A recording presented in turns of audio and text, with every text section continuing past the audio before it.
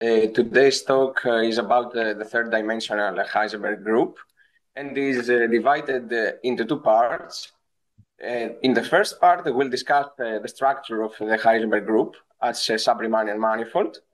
And in the second part, we will define the volume and the perimeter for sets in the Heisenberg group. First, let's start with the definition of the Heisenberg group. It's the least subgroup of the upper triangular inversible matrices that all the diagonal elements are equal to 1.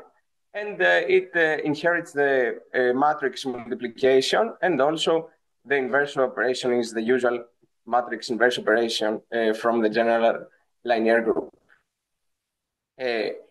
We have to study the Lie algebra of the Heisenberg group, and using the definition of the Lie algebra as the tangent space, the identity element, one can find that the Lie algebra is generated by these three elementary matrices, calling them U1, 2, and 3. And the bracket relations between them is that the first two give the third, and the other two pairs are equal to 0. When studying the center of the Lie algebra, one can find that the center is spanned by the third element, by U3. And one can find that also the Heisenberg group is nilpointed, and especially nilpointed of step 2, because calculating the lower central series, because H1 is the center, one can find that the H2 terminates because H1 is the center. Also, we'll use this lemma. So we have the Heisenberg group, it's Lie algebra, and these two are connected with the exponential map. And this lemma says that the exponential map of a Lie group with Lie algebra devoted G with Lie algebra is a global diffeomorphism if the Lie group is simply connected in nilpointed. In our case, because we work with a group of matrices, the nilpotency of the Lie algebra means that the exponential is a polynomial. So it terminates here, and then we can induce some new coordinates in the Heisenberg group via the exponential map. So we fix a basis of the Lie algebra, calling them x1, x2, and x3, with the bracket relations like the UIs. And then using the Baker-Campbell-Hausdorff formula, we can transfer the group law via the inverse exponential. And then the group law is here, is defined by this can be expressed by this form. And we can remind that from the previous talk of Dimitris. And then the Heisenberg group has three equivalent group structures, because we can consider it as the R3 with the star product, and also as the Cartesian product of the complex plane with R, using the same star product. So here is these two formulas for the group law. And we also remind from the previous talk that this is a left invariant frame that generates the Lie algebra of the Heisenberg group. The dual frame is dx, dy, and the one form omega, which is a contact form. So the wedge product of omega with its differential is non-vanishing. And the left invariant vector fields x and y belong to the kernel of omega, because omega to x and omega to y are 0. And we also remind that T is a Riemann vector field for the contact for omega. So when omega to T gives 1, and the differential of omega to T gives 0. And we also remind that the differential of omega is the area form of R2. Then the horizontal distribution is the kernel of omega, which is spanned by the two left invariant vector fields, x and y. And we can see that the Frobenius theorem fails here, because the bracket of x and y gives t, which does not belong in the horizontal distribution. Therefore, this distribution is not involutive and non-integrable, while the non-integrability condition can be given by the contact form. So because omega, wedge d omega is non-vanishing, this means that the distribution is maximally non-integrable. And this part here, the differential of omega, measures the failure of being non-integrable. So here, this is an image of all the horizontal planes and the twisting that are spanned by the horizontal vector fields. And we also need this definition for a bracket generating family of vector fields. So we start with a smooth manifold and a family of vector fields. And this family is called bracket generating with step S. If the fiber of this is also the tangent space at every point. In H1, we have that the family of the horizontal vector fields X and Y is a bracket generating family with step 2, because the product gives, the bracket gives a third. We also recall that the horizontal distribution has a sub-Riemannian structure because it is equipped with left invariant sub-Riemannian metric, the GCC metric here. So we can see that the GCC metric is described by these relations. The norm of the vector fields X and Y is equal to 1, and the inner product between 2 is 0. Therefore, XY is an orthonormal frame. And then, because we have the left invariant sub-Riemannian metric, we can define horizontal curves. So an horizontal curve is a curve with the acceleration here, with the velocity belonging in the horizontal fiber at every point. Therefore, because we have a left invariant sub-Riemannian metric, we can define the horizontal norm of the velocity. So the speed here is defined like in the Euclidean terms, and here it is the length of the horizontal curve in a natural way. As Peter said in the previous talk, there is a metric here, the Carnot-Caratodori metric, that is induced by the horizontal curves, and especially the Carnot-Caratodori metric between 2 points is the infimum of the lengths of all horizontal curves that connect with the point Q. One has to study the topology induced by the Carnot-Caratodori metric. So we need the Gauss theorem, because it states that for a bracket generating distribution on a connected manifold, any 2 points can be connected by an horizontal curve. As we saw previously, we have a bracket generating distribution of step 2.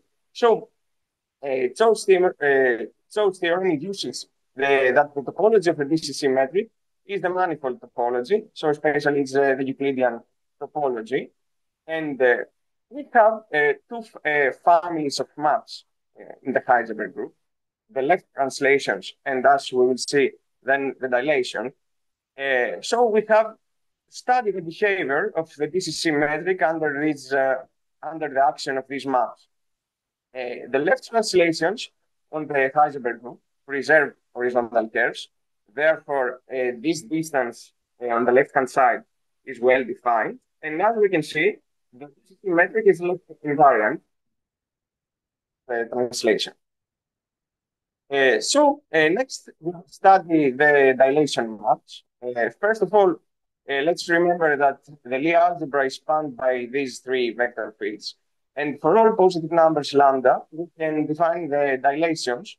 So we have a dilation by lambda on the first coordinate, a dilation by lambda in the second coordinate, and a dilation by lambda square in the third coordinate. Using the exponential coordinates, we can transfer this map on the Heisenberg group. Therefore, this is the induced dilation map on the Heisenberg group. It has some interesting properties. So we can see that the dilation map, there's the group law, preserve the composition.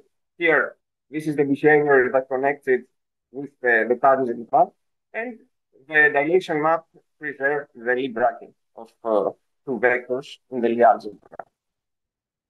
So, dilation preserve horizontal curves. Therefore, this distance between two dilated points is well defined, and one can prove that the Carnot-Caratonnelli metric is an homogeneous metric by lambda of K1 with respect to the group dilation for all lambda positive numbers and for all n q in the Heisenberg group.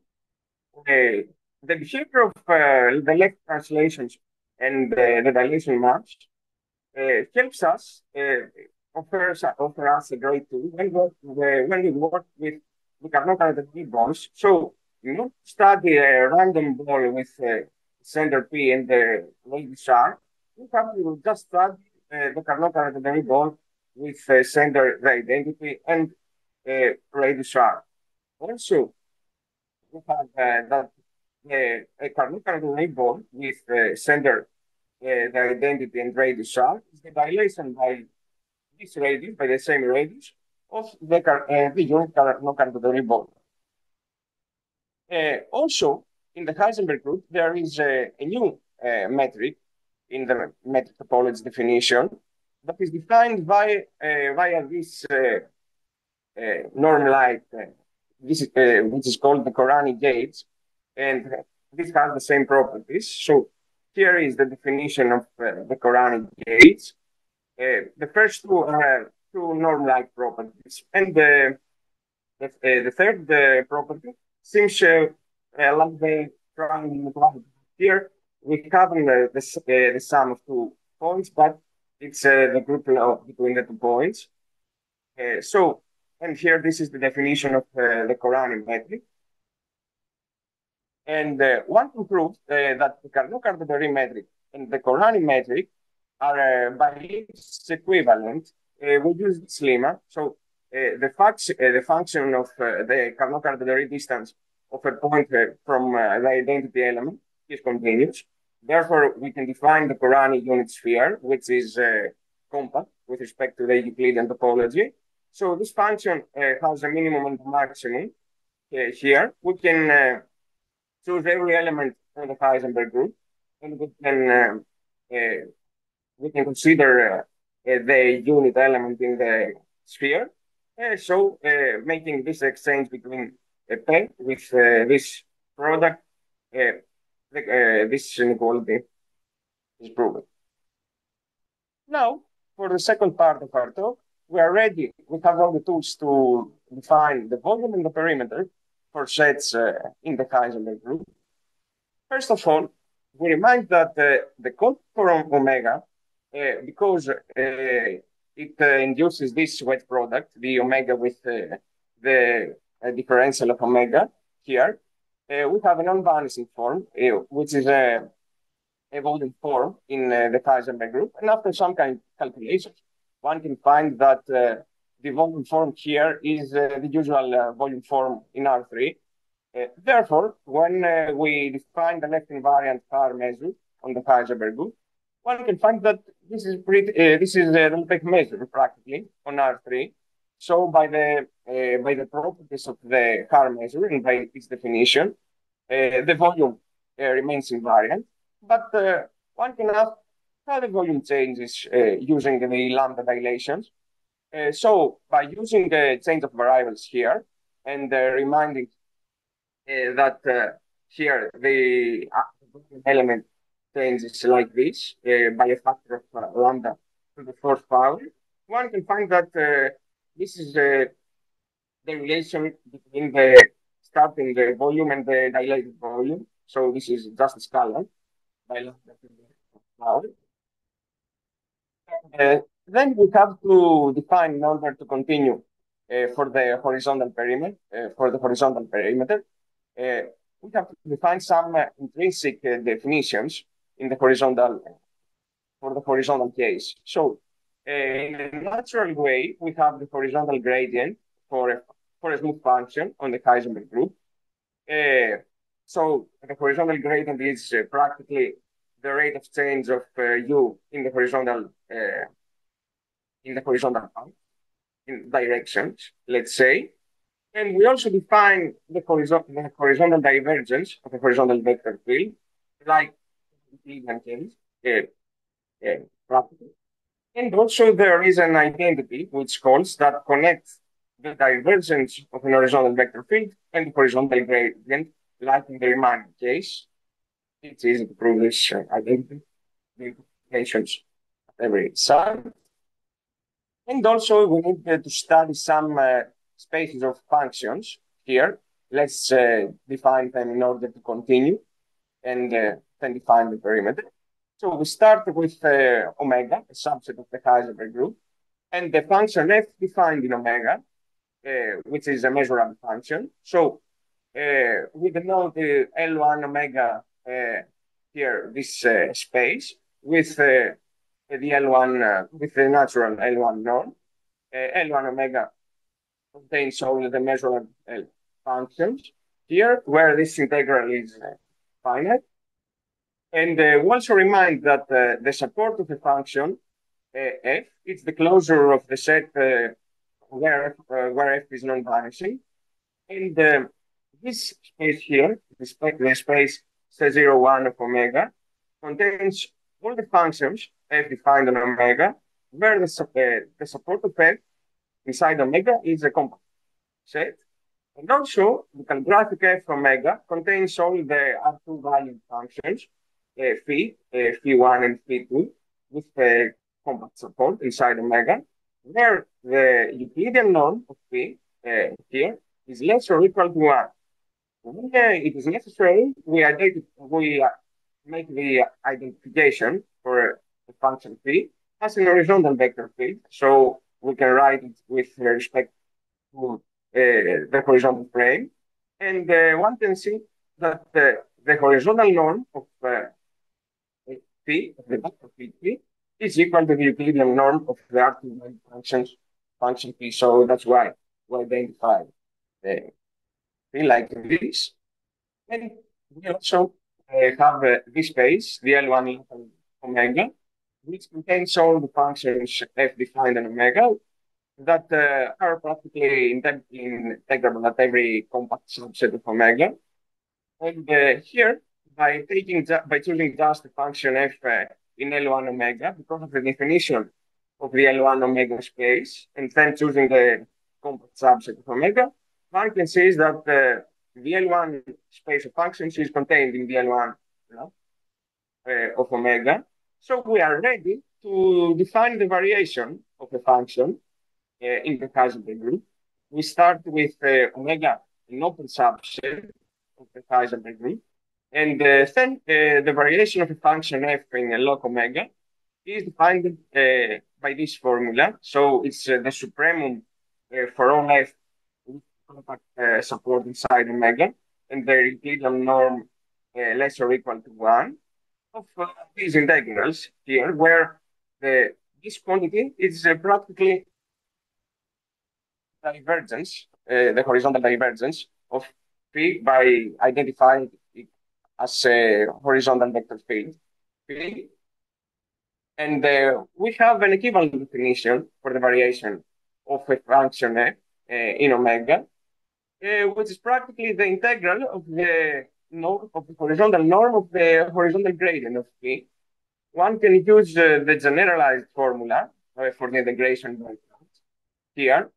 So we will need for the definition of the variation this integral as we see as the first definition. Because phi has a compact support in omega, phi vanishes in the boundary. Therefore, this integral is 0. So the equality remains this integral.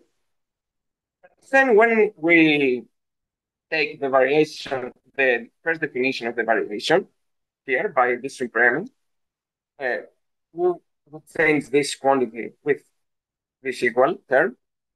And after using the Cauchy's-Var's inequality for this quantity here, and the fact that the norm of phi is less or equal to 1, one can find that the variation of phi is bounded by this integral, but choosing as a test function this phi, practically the minus unit horizontal gradient of phi, because this phi satisfied is inside practically a quadratic of omega, we can see that this quantity here is attained. Therefore, the variation of phi in omega is practically this integral. And the variation by choosing an open set omega is a functional because it takes an f inside the log 1 omega and maps it to an element between 0 and infinity. So we are ready to define the horizontal perimeter, which is practically the thing we need here today. We start with omega, also an open set in the Heisenberg group, and we choose a measurable set in the Heisenberg group. The horizontal perimeter of phi inside omega is given by this formula. So we define the perimeter of phi in omega as the variation of the characteristic function of the subset phi by this definition of variation or this equivalent definition. Right? So the characteristic function is equal to 1 on E and is equal to 0 everywhere else. And the sets with finite perimeter are studied by the Giorgos and the Cacciopoli sets. And in the special case where the set omega is all the Heisenberg group, one can write that the horizontal perimeter of phi in the Heisenberg group is just the perimeter of E in this case. This theorem is important because it tells us that the perimeter functional is lower semi-continuous with respect to this convergence, with respect to the L1 log convergence. So it secures us that the anti-perimetric inequality in the Heisenberg group has a solution. Maybe Elia can tell you more about this. And also, we have this corollary. In order to compute the perimeters for C1 measurable sets in the Heisenberg group, where we note as D the boundary of the set E, and DS is the surface measure on the boundary, and which is as n the normal unit vector, the other unit normal vector. Then we can see that the perimeter of E in omega, in this case, where E is bounded by this set, can be given by this formula. So for the sake of notation, we let x1 as the vector field x and x2 as the vector field y, the horizontal frame. Here it is a sketch of a proof. We start, first of all, we observe that for a function if with a compact support in omega, and so it's Euclidean norm as an R2 function for equal to R. We observe that the horizontal gradient of phi, defined by the formula can be transformed to the divergence of an R3 vector field here by using this matrix equation. And then we can use Gauss divergence theorem for this vector field for the sets E and its boundary. Therefore, the Gauss divergence theorem gives us only these integrals because the part of E in the complementary set of omega is 0, so the other integral vanishes. And also here P vanishes in the complementary set of omega. So Gauss divergence theorem gives us just these two integrals. Then we can calculate the horizontal perimeter via the definition, via this definition here, using the horizontal divergence of P. And making this observation, we exchange phi with the divergence of this vector field here. And then these quantities here are equal. So by taking the supremum and using again the Cauchy's Varsion equality with the fact that the norm of phi is less or equal to 1, we have that the perimeter of phi in omega is bounded by this quantity, where the coordinates of the vector field an are these two functions that we need them for here. We have to prove practically the projections in the horizontal subspace. So by choosing this phi as a test function, the proof is completed because this integral here is obtained. So we have this form for the horizontal perimeter of a measurable set in the Heisenberg group with a boundary D. So, as we said previously, by considering the projection of the Lie algebra to the horizontal part of a vector, the perimeter of phi inside omega can be given as a integral. So, this quantity here, is the horizontal norm of the horizontal part of the unit of the normal unit vector. So we take just the norm for the horizontal parts of L. And, we can calculate the horizontal perimeter for surfaces that are level sets of some function u, like this, which bounds an open set E of this category. Then by making some easy computations, one can find that in this case, when S is a level set, the horizontal perimeter can be described by this formula. And here it is an example. We consider the Korani unit sphere, where we described previously the Korani norm. So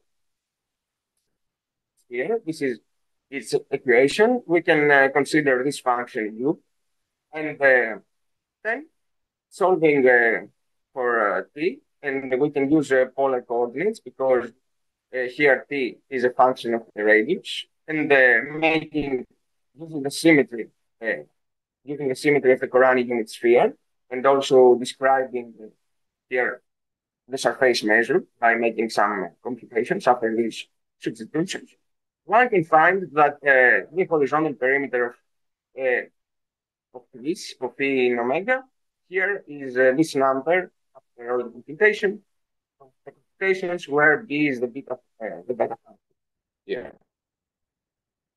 Finally, the most important fact of today's talk is to describe how the perimeter changes by applying a left translation, or how the perimeter changes or not by applying a lambda dilation for a positive number lambda.